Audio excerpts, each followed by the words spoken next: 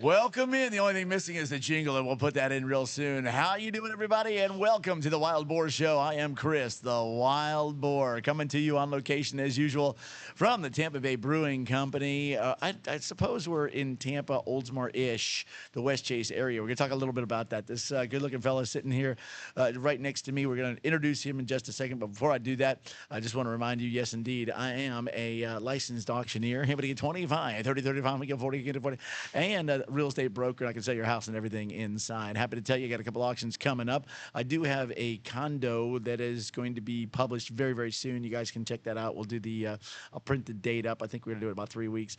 We got some really exciting things coming up. I want to say thank you to my buddy Thomas King from the Florida Firearms Academy. Yesterday was my guest. Thomas always does great things in the community. It was a lot of fun to shoot that. A reminder, friends, go by and see it. Even if you can't sit through, they're usually about 30-minute segments. There's a hoot and a holler in there, but please give us a like, give us a subscription, subscribe if you will. All right, I am going to introduce my guest here because I want to get right into it. Folks, I could talk about this topic forever. I love beer. My last name is Bohr. I have German heritage. I'm just telling you. Major Aslan from the TBBC has a 25-plus year background in alcohol, beverage, beer sales, and marketing, working hand in hand on the retail, supplier, and distribution parts of the business in both on and off-premise environments. Major has coupled his extensive technology and data integrated catalog of experience to create new business and marketing strategies at multiple companies in varying roles across Florida. And you know what? You're a bit of a hero. I got to tell you, I got a little bit of a man crush because you have like the ultimate job. It's not just beer. It's the command of beer that you have. Welcome in, man. Oh, thanks. Thanks for having me. Good to see you, buddy. Yeah, appreciate it. Now, you and I have talked a little bit about this. Now, we remember we got to promote the Badass Beer Festival. Yeah, hold up the sign. Yeah, let's do it. Here we go. Saturday, November 8th at 2 to 7 p.m. We're going to have 75-plus breweries, distilleries, meaderies, cideries. There's even some surprises in there. We have a shark that you can ride. Oh, my God. That's awesome. We have a rideable shark. So there's entertainment. Thousands of people show up. It's right down the street at City Hall Park here in Oldsmar. And then we'll be at the Holiday Inn Express, Oldsmar, so right down the street. Everything's like within a mile. We got a pre-party and after party here in the back with a fire. Yeah, it's going to be awesome. This is our 11th year. That's cool. So this is the QR code. I'm going to hold it up there. Hopefully you guys can see that. And if you cannot get it, I'll leave it there for another second or two. Swing by and see us at the TBBC, right? You got 2 locations. Yes. We got here, which is in West Chase. It's a Tampa address. Right across the street is Pinellas. We're right at the line of the county. We're here in Hillsborough. And our other locations in Ybor, and then we've been there 26 years. We've been at that location. Yeah, it's been there a long time, longer than I've been with Tampa Bay Brewing. That's incredible. So listen, friends, this is amazing to me when I think about the fact that I'm sitting right here because I have already shared with you my story and my experience with John Doble. And it's really cool. And so for those of you that don't know, John Doble used to have a small, I think it was called the Brewer's Pantry or something like that. Do you remember what it's called? It was the Homebrew Store. Homebrew Store. I don't remember the exact name of it. I have it written down somewhere. Yeah, but it was, anyway, it was off of Waters, right? It was off of Waters. Him and his son Johnny opened the Homebrew Store, and they made Tampa Bay Brewing Company beer there for sale, and you could buy homebrew supplies. And then, yeah, that evolved into Tampa Bay Brewing Company, as we know it today. And it's amazing how it all got launched. Now, again, I drink a lot of beer. I like it. It's good stuff. Should we drink a beer? While we're talking about it? Should we just at least why not? Tell me what we're drinking here. Absolutely. They don't know what time it is for the podcast. That's true. It's only 9 a.m. That's true. Yeah, but it is like Halloween. I don't know when that starts, but if the festivities start right now, I think we're starting right now. All right. Well, tell me what we're drinking. Well, there's Gourd's Gone Wild. So this is our best-selling seasonal beer. We sell over about 600 barrels into the Tampa Bay and Florida area. Then we have our number one. We have Reef Donkey. That's the best beer there is right there. It's an American pale ale. It's 5.5%. Ever made. Anthony's going to come by later. He's going to talk about like the nuances of the beer. We're fortunate enough to have Anthony, our director of brewing operations, and our head brewer here. So he can come in like a little later and tell you like every little nuance about it. And but I can tell you one thing though, it is a crushable beer. So I think you drink one. Right, I'll reach off camera here. Oh boy, there we go. And let me this can go sideways real quickly, ladies and gentlemen. Here we go. Yeah. Here we go. You hear that? I like this. Beer is your friend. There it is. All right, here we go. Reef Donkey, ladies and gentlemen, on the Wild Boar Show. You know what? It is fresh. I will admit, I stopped by to see Major yesterday prior to our show, and the award-winning. Oh my gosh, what a great nose! Oh my gosh. Cheers, buddy. Cheers to you, buddy. Yeah. Cheers to you. Cheers to all of you. Oh, that's terrific. So I came by yesterday, and some of you saw it on Facebook Live. I was showing, well, the beer had already been made. They were actually canning the beer. Yeah. Major says, do you want one? Pulls one out and says, here you go. Folks, it doesn't get any fresher than that. Cold brewed, right? Cold filtered, cold everything. It's cold. I don't know about cold filtered and cold brewed. Sure, I think all beer is. Just special. It was just special. I remember those commercials though. Yeah, the Ice House commercials. Yeah, cold brewed. Yeah, they all are. That's funny. That's funny you say that. I love it. All right, so listen, let's go back to John Doble's story real quick. So, sorry. So my wife, for Christmas one year, she bought me this thing called Mr. Beer. Now, Mr. Beer was this little barrel-looking thing that had a tap, and it had a couple of these and a couple of this, and I made it, and then I drank it, and after I spit it out, I looked with a big smile and said, "I love you." And the reason I did that was I took the Mr. Beer, threw it over my shoulder, and I ran down to Doble's place over on Waters. And ladies and gentlemen, I didn't look back for a long, long time. Now, I do want to tell you one thing. If, in fact, you're getting into brewing beer for the first time, don't do it inside. Now, because I did. No, you can. Yeah, I know. I mean, I think a lot of people got their start from the commercials. It's buy the Mr. Brews, and they sell it at Walmart or Target. And I think everyone gets started somewhere. So I did my first one on the stove. No, I mean, this is just a big stove. I This is understand. just a big kitchen, really. I'm going to recommend that you do it outside on your back porch or something like that the first time. I would say, like, as long as you're doing it and it's clean and you using the ingredients that, and the temperatures they tell you and you follow the directions. I ruin beer. I was a part of a homebrew club, and they got to the point where they're like, it's okay, Major, if you just want to, like, grill and not make beer. Be the bratwurst guy? Yeah. I mean, it's a nuanced thing. Like, you have to have a real light touch. For a long time, I think people brewed and they didn't understand the science of it. Right. So they were just brewing, and they're like, well, I know this works, so I'll replicate that recipe. Sure. And that's my recipe.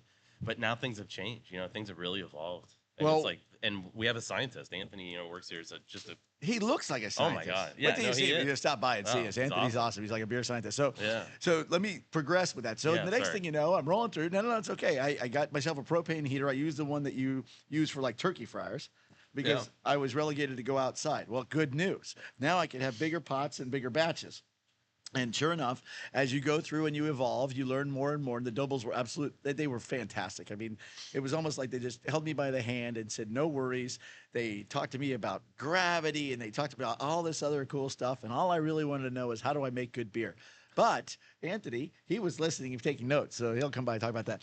Folks, let's go all the way to the next one. I got involved in something called the Dunedin Brewers Guild. All right. And KK was running the place at the time. And these guys were all craft brew centric before it became a thing. Now, I don't know if you know this, but there was a bottle law for a long time in Florida. Did you know that? There was a bottle law, and what it did was and of course it was AB and some of the other big lobbies. And so what they did was they had a control on the size. Yeah, growler. Yeah, what you could do. But okay, I think that was very next. familiar. So what happened is that you could only have certain measures of beer, right? So you couldn't have like off liters and things like this.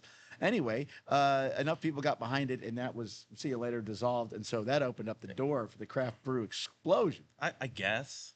I mean, in my opinion, like nothing really came out of that except for like so the law was written a certain way, and everyone wanted 64-ounce growlers. Yeah, absolutely. Yeah, hold on one second. Yeah. Ooh, all right, there we go. I got inspired. The way the law was written was like, oh, you can't have a 64-ounce growler or something over this size. Okay. And there's still no 40s in Florida, right? There's still 32-ounce beers in Florida. So after they passed the law, they snuck in some other stuff about transferring beer, like site-to-site transfer, which we use to this day as a tax benefit. Got it. So those things breweries needed. The growlers, no one buys 64-ounce growlers. Maybe like the day it got passed, everyone went and bought one. No, that's it. And then everyone went back to 32-ounce. 64 is just a lot of beer to put in something that you have to drink very quickly because it is, repackaged from Got craft. You know, it's not this perfect thing. It's not canned beer. It's not pasteurized. You know, there's all these things that it's not. I got And you. people get home, they drink half, and the other half will go bad. We're like, well, I'm not gonna do that anymore. A little bit easier just to go to TBBC, get an Uber home. People are more interested in their rights to drink beer than they are the vessel that it comes in. I love it. Well, we continued with the Doughboys in the Dunedin Brewers Guild, and we met, and it was so funny because we would try all these different beers, and there are so many. We can talk about that here in a second, but we found what we liked, and Reef Donkey. At the time, my favorite beer at that time was Sierra Nevada Pale Ale, and it was very difficult to get beer. it. Fantastic beer. Yeah. And my number 2 next to this is maybe not number 2. It's a gateway beer for a lot of people, man. It's been around forever. Most people think of just the lagers that we do and the light lagers and this, that, and the other. All right. So I began brewing beer, and I actually made a batch called a Strawberry Blonde Ale, and I was trying to emulate this, okay, with a strawberry influence. My wife helped me stir in the wort. We can talk about the process a little bit. And as such, I put her name on the list, and I submitted this to the Great American Homebrew Competition out in Colorado. Now, this is the big one. You guys are involved in it. Sam Adams, like a lot of the craft brew companies are involved in it. Sure enough, we got a silver certificate in that competition, and I said, you know what? I don't know where else I'm going to go. I suppose a gold, but at any like any hobby major, you go from this level to the next level is this. Fortunately, the Doughboys did that, and I'm glad that we're here. So let's talk a little bit about the evolution of the Doughboys. That little, if you can speak to it, yeah. And then what you got going on. I certainly want people to get involved and to come by. And by the way, the food is amazing, but go for it. Yeah, I'll give you a little bit of the history of Tampa Bay Brewing, and I'll just in brief. Sure. We don't have to go. I'll stay busy. We don't have to go. Please stay busy, and then we have another beer to try. And then we have another beer to try too after that. So when it became Tampa Bay Brewing Company, and 1995, they moved into what is now the Cigar City Cider and Meadery building down at Ybor. Okay. So if you enjoyed Cigar City Cider and Mead, that building was Tampa Bay Brewing's first location, and the neon sign that was up in the window, it was on for so long, it's still etched in the glass, so at night you can still see it says Tampa Bay Brewing Company in the window. Very cool. So little bit of history there, and it was upstairs, downstairs. They had the lug the grain upstairs, tasting rooms downstairs. A total nightmare. They made it work. Johnny Doble died in a house fire tragically, and it was a tough time for the family. And Dave was working on being a commercial pilot. He was already working for a big airline. He went to school, basically like the equivalent of like a doctorate of a pilot. He excelled, went to school to become a pilot, and was in that career path and successful. And he left that job as a career to come kind of save the brewery and brew for Tampa Bay Brewing Company, pick up his brother's recipes, his vision for the company, and then just take to the next level and try to make it thrive. And it was like a really tough time. Like they didn't have any money. Oh yeah. It was just him and his mom, and what little help that he could find, and just family. Sure. And that's it. And there was nothing. And he had to brew, 16 hours a day and maybe sleep 4 to 6 hours, and then just try to get back and forth to work. And yeah, it makes you crazy a little bit. And, but he would not let it fail. Sure. And at the same time, he was ferry flying, which is a very, very dangerous job. And so I don't know what that is. That's okay. Oh, that's your phone, okay. isn't it? Yeah. So yeah, he's ferry flying, giving the money he's making from ferry flying, which is a very a dangerous thing, and giving to his mom, and then she's buying ingredients to make beer. God bless. Just to keep the doors open, and they eventually moved into their new location, which is where we're at now in Centro, and we've been there 20 some odd years, and he just kept expanding and not taking no for an answer, and breaking the mold, and if someone came to tell him he can't do something, he would find some strange law or manipulate his way out of it. Way. The story of Tampa Bay Brewing is always it got to its lowest part, and then they thrived. Boom. And they went fast. Yeah, and they lean and fast, and then they went to the next level. And that happened so many times that I got a job here, right? Yeah. And I work for and I work for Dave. It's the always the darkest just before dawn type of thing. Sure. Just thriving in that chaos is, I think, Dave's speciality. Sure. He really does meet like adversity when with, your like, back's against the wall, make beer. He really, yeah. I mean, that's what I'd say. Sure, I mean, or drink beer. it. Cheers to that, right? Yeah, cheers. Cheers to the for nobles sure. and to Johnny. You're looking down. Oh, dude. For sure. Yeah, and we still use his like the things that he wrote and some of the recipes and everything. We still go by that to this day, and we think about him. And we made that beer Coral Head, which is our number 2 beer. So right after we have Coral Head, and we can taste that later. Cool. That beer is like kind of a homage to him, because his ashes were spread over the coral heads of Florida, which is like the genesis of sea life. Isn't that something? Sure. So yeah, it was like we had to make that happen. See what you will learn on the Wild Boar Show. You don't only learn about auctions and real estate, but you also learn about why they call it Coral Head. Now listen, so you mentioned in '95 the fact that they were down there. 30 years ago, I was a representative for a company that had the licensing to Guess Jeans. Okay. And they did it in the ophthalmic division, so eyewear. And I had the entire west coast of Florida. So I had from Naples all the way up to like Chiefland. Right? Yeah, yes, sir. Okay. And so I did an appreciation at their tasting room. And I mean, it was the coolest thing in the world. I rented that tasting room out and had the whole night. And I had the entire display of guests. I only share that with you because it was prompted when you talked about that tasting room and the fact that you can still see it there. So there's quite the history. It really hasn't changed much. I mean, it's very cool. The same tasting room. Very Ybor, right? Yeah. A lot of brick, a lot of old wood. Sure. The original doors off the old building are part of the decoration inside. Yep. That has like the grain, on the door handles. And if you can't make it all the way to Ybor, you can stop right here in Oldsmar-ish, and you feel like you're there because the decor is there. That's why we're coming to you right now. We're in the dining room of the TBBC. Yeah, we got live edge wood and shiplap, and it's a rustic feel, but modern, modern rustic. I don't really know what it's called. Who has more gold medals, you or Michael Phelps? TBBC or Michael Phelps? Oh, no, us for sure. For sure, yeah. Because you got a whole room like one is athletic. Well, and then one is just. You're gonna tell me this isn't a sport? No, it's competitive. Hold on, though. The one doesn't exist without the other. I'm just saying. I gotta believe. Didn't Michael Phelps get in a lot of trouble for like partying too much? And I gotta believe when you think back to the early times, the Grecian Olympics and all that stuff, the guys that were making beer and drinking beer probably just needed something to watch and do, or the folks that didn't make it to that level. So that's probably the maybe I don't know. I don't know the history of Greek beer. I know different civilizations all discovered beer on their own without knowing each other. Sure. Thousands of years ago. It's the great unifier. Yeah. And we've even found the history. I don't even want to go through the history of beer. We can. We've found that's a whole series. Recipes that were on in Egyptian tombs, and then those recipes were made. And it made beer. Yeah, for sure.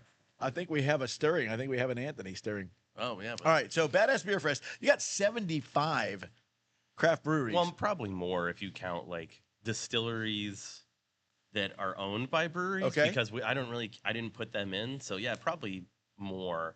And then we have some exclusive stuff. We have a VIP section. We have a platinum VIP that's sponsored by Whistlepig Bourbon. And Anthony's playing with your Warhammer. Okay, you can bring it in here. Come on, bring it in here. Yeah, bring the over. Bring the Warhammer over. Bring the Warhammer. That's a big old gavel. That gavel's traveled well. Yep, here. I'm gonna slide over. You sit right here in between. Okay. There you go. Put Anthony right here. Oh my goodness. Yes. Get him one, I think. Yeah, I think Anthony needs a beer as well. All right. Absolutely. All right, he's gonna share a mic with us. Yep. All right. What's going on? Pop it in. All right. No, first things first. We just were talking about beer. He wanted to know, I got all of a sudden I got outside of his lane there for a moment, so it was time to bring in the expert. Oh wait, there's probably rude to not do this, right? Cheers. Thank you for having us here. Appreciate that all the way around, right? Whole 917. There you go. Yeah. I gotta put this down on, please. My mom would be proud. So Anthony, tell us what your role is. Speak right into that, nice and loud. The head brewer and director of brewing operations, so I'm in charge of anything beer with Tampa Bay Brewing Company. All right, nice and loud. All right, so yep. And how did you end up in the beer career? I got interested in beer when I was 21, living in Scotland. Oh, how about that? I came back to the States. I started home brewing. Yep. And I was framing houses and doing a lot of homebrew. And one day I just went to the local brewery in my hometown with my beer. And where was that? Bellingham, Washington. Okay. North of Seattle. All right. And it was the only brewery in town then. and started working there about 20 years ago, and I was there 8.5 years. It was cold, and you wanted to get out of the cold. No, it's great. I love it. And then my wife didn't like it. She didn't like the rain. So then we moved to Bend, Oregon. A few years there. She didn't like the snow, so we moved here to Florida. Told you were cold. She was. She didn't like me, so so we're divorced. So, cheaper to keep her. Yeah, well, anyways, I'm in Florida, and really wasn't with TBC right away, but I came here early on. Okay. And I really liked the vibe. I was really impressed with when I saw, because the water in Florida is really different than other parts of the country. I was going to ask about that. Yep. And I noticed it right away drinking beer. And you could tell breweries that are treating their water the ones that aren't. So when I came to Tampa Bay Brewing Company and I saw all the water filtration in the back, that the investment in that showed me that they're real serious about the water quality and beer quality, and then the laboratory. I gave Dave, the owner, like my resume, like way before I worked here, but I think he just like threw it away. It's around here somewhere. Sounds like what you do. Yeah. Well, because the place I was at the time, anyways. I just lucked out that when the head brewer position opened up, I ended up showing up here the right day and time, and now I'm happy to be here. God bless you. So is this your concoction? No, Dave. This is Dave. Yeah. Dave came up with that. Yeah, okay. I didn't understand, coming from Oregon, I was like, why does it say reef donkey, but there's a fish? Right. And he's a spearfishman, so he explained to me the amberjack. Sure, the AJs. And if you've ever caught an AJ, holy mackerel, you really, yes. Oh, boy, it's incredible. Yeah, for sure. All right, so you talked about the water because obviously – here in the Tampa Bay area, and I've been here my entire life, Anheuser-Busch used to have, that's where Busch Gardens started. They had a brewery there. And I think they had one in Jacksonville as well. And they still have the one in Jacksonville. Oh, they do? Okay. But one of the reasons that they pulled out, at least they said, from Tampa was because they couldn't get their water quality or the investment of. Now, obviously, all those years later, you all. To private equity. Yep. And so that was it. And so you started with that. Like, it starts with water, right? Yeah. It starts with that. So you literally could probably have a side business of selling the water from TBBC that you guys get purified for the beers. It tastes way better than tap water. Yeah. I'm sure. Yeah. Especially after you put all that fun ingredients and all that cool stuff. Buy them? Is it? Why not? All right, then we'll sell it. Yeah, I get it a little bit. Yeah, that boy. Appreciate that. So what's new and exciting and on tap and literally on tap for TBBC and what's coming up? What's in the vats over there? Oh, well. We don't call them vats, Chris. What do you call them? Well, fermenters. Yeah. Fermenters? Tanks. Yep. Okay. Yeah. Tanks. Well, it's fine. All right, hold on. I'll rewind then. Yes. No, you got to put the no one. I couldn't reach the no. So what do you have in the fermenters over there? We do a lot of Reef Donkeys, like 68% of our production. Coralhead IPA, Old Elephant Foot IPA. We're just getting out of Gourds Gone Wild, and we got Moose Killer coming up, our next seasonal. It's a barley wine, and I don't know where pointing at. And then we just had a collab come out with Crooked Thumb, Cold Corn. It's a lager. And we have Badass Beer Fest around the corner. So we're going to do a couple collabs for Badass. So cool. We're going to do a cherry cobbler sour with Hot Fly, and we're doing a hazy IPA with Sky Puppy. Now, how do they can only come in here to get those? Because that doesn't all hit the shelf, right? I mean, you have so much shelf space in a Publix or a local Lucan's or whatever. You have so much. Depends on batch size. And that almost always determines if we go to market with it. Okay. If it hits like a 20-barrel batch, we will put marketing into it. Okay. And then do a we'll make a label and we'll put a little more effort into that, and then we'll go to Total Wine and ABC and ask them if they want to take it when it hits a certain batch size. Okay. So do you have rotating taps here at TBBC that are you're only going to get them here? Yeah. Yeah, well, that's a lot of the role of our Ebor Brew Pub. Okay. We have a lot of handles that fill, so we can use it as a place to do trial beers. Okay. But other than that, Doug, our brewer down there, he's a great brewer. He can just kind of make whatever he wants, and he does a good job of looking at the current lineup and then making different beers that fill in the gaps. Okay. So we always have a really wide lineup of beers. Awesome. Very, very cool. In addition to that, we have some pilot systems here, and I let my production brewers, they're making a lot of the same beers over and over again. I showed you that yesterday. Yeah. And, brewers are creative. Didn't tell them that. Creative people, and I don't want my guys to get burnt out. So when we get slow, I let them make whatever they want. So you also get some random beers here. We have a seltzer right now, which we never would do, but I let them make some seltzer. So we have some seltzer. Something different. Sorry, yeah, just have fun. Oh, that's a Zima reference. Sorry about that. Just being creative, So yeah, we always have different things on. All right, appreciate that. You know what I think? I just decided we're gonna do a 2-part segment here. That's what we're gonna do. We're gonna talk a little bit more here, and then we're gonna. I'll be good. Well, it's his anniversary, so I know his priorities are here, and I'm telling you right now, we're gonna have a great time doing this. Beautiful. I love it. I love it. So, you guys have like this trophy room that would rival, geez, man, any really cool college or whatever. What are you most proud of? What's the one award that you personally or with TBBC have won, guys? Well, you gotta remember we're like the 3rd oldest brewery in the state, as far as I know. So yeah, we have a lot of awards over like 28 years of brewing. Sure. We're like generation 3 of TBBC, right? Yeah. So you and I. So what he might be proud of, maybe not like as far as like, okay, but that's all right. I think that's the right answer though. I think we got to tell him something. Yeah. Otherwise the beer gets warm. Fun for me the last couple years is the first year we made Cloudy Donkey. Okay. We got a gold at the best of Florida beer in Juicy Hazy Pale Ale. The next day I got a phone call from my friends in Oregon saying, "Congratulations on the medal," and I sent them a picture of like 6 medals. I'm like, which one? And nice. they're like gold for Cloudy Donkey. I'm like, yeah. And they're like, no, you got one the gold today. I'm like, what? And they're like, yeah, over here in Oregon, you got gold for Juicy Hazy Pale for best craft beer it's a national competition. There you go. So it was cool getting back to back. Sure. Nationwide. Yeah, that was fun. But the other 2 that were fun for me was we entered a European Beer Star one time. It's an international competition in Germany. Sure. Now, 1 box of our entries got lost. Oh. So only 1 beer got judged. And we got gold for like other IPA with Tropical Depression, which we make every year for hurricane season. Sure. And as a brewer, it was really fun for me when I came to TBBC and started making hazies and learning more about it. And that was a beer where we really engineered all the hops into it. And I don't want to over talk about it, but we're very proud of that beer. And it was cool that won that medal. And then the other fun one was Coral Head is a new core IPA we launched. Okay. And we sent that to Japan one time just for fun. And it got silver in American IPA. So those are just kind of some fun ones that like we just were like, hey, let's just see what happens. And then won some awards. But ultimately awards don't really matter to me. What matters is that we're selling beer and people are enjoying the beer. Sure. And like job security, I think. Like Gord's Gone Wild will never win a medal. It doesn't fit a category. Okay. But every year it gets this cult following of people calling, asking for it, and showing up for it. Here's what we're gonna do. So, keep going. Hold on. No. So here's what we're gonna do. All right.